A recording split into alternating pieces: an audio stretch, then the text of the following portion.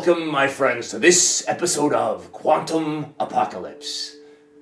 For this introductory episode, I would like to introduce you to the idea of this series.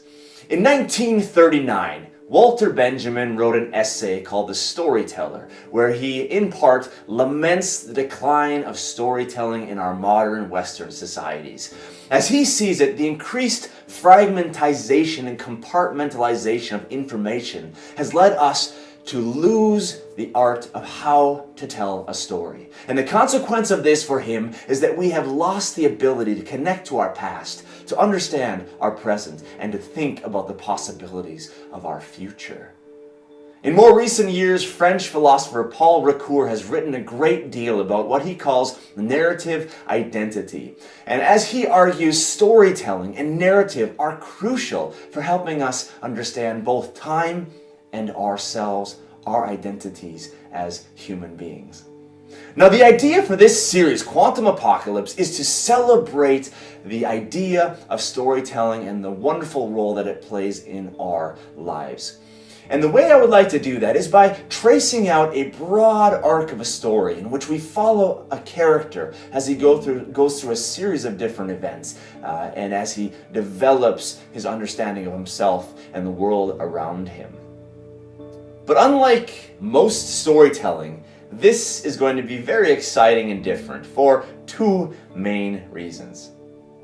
For the first reason, it will be exciting because it is going to be improvisational. Now, what I mean by that is it will play out something like you would play out a role-playing game, where I will serve as in the function of a game master, a GM. Now, instead of having players around the table who contribute the random elements, the improvisational elements to the story, what I will be using instead is this wonderful device, Rory's Story Cubes. Now, I have three different kinds of these cubes. One is the generic kind, the green one is the voyages, and then the blue one is the actions.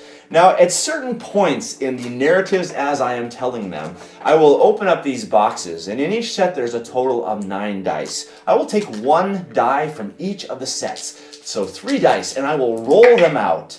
And then I will force myself to select at least 1, maybe 2, or maybe 3, but at least 1 die and incorporate it into the story arc. In this way, we will have a random component that will really force me to think on my feet, and that will hopefully be able to shift the narrative in quite interesting and exciting ways. Now, the second element that makes this kind of storytelling different than other kinds is this: that you as the viewer have a crucial and a central role to play in the storytelling. At the end of each episode, I will leave you with something of a cliffhanger in which our main character is faced with a decision that he needs to make. Or maybe there's some event in the background of the story that is happening that will influence how the narrative arc plays out. And I will leave each episode with that decision in your hands. You, as the viewers, are able to go to the comments and to vote on which of the 2 or 3 or 4 different things that are happening that you would like to see played in the next episode. And before starting the next episode, then in preparation, I will tally up all the votes, and then I will use that to determine what happens in the next episode. In this way, you, as the viewer, are a central part of where this story goes. Well, I hope that you will be joining us here at Grey Army Gaming as we walk through this exercise of improvisational storytelling through our series, Quantum Apocalypse.